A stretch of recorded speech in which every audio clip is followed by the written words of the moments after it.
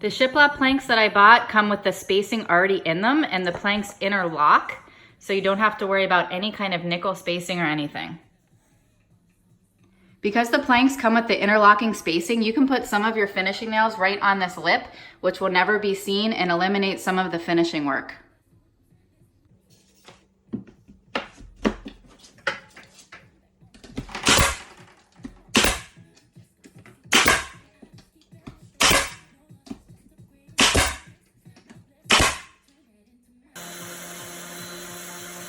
To refill the nail gun, you take off the hose, open this up, put the nails in.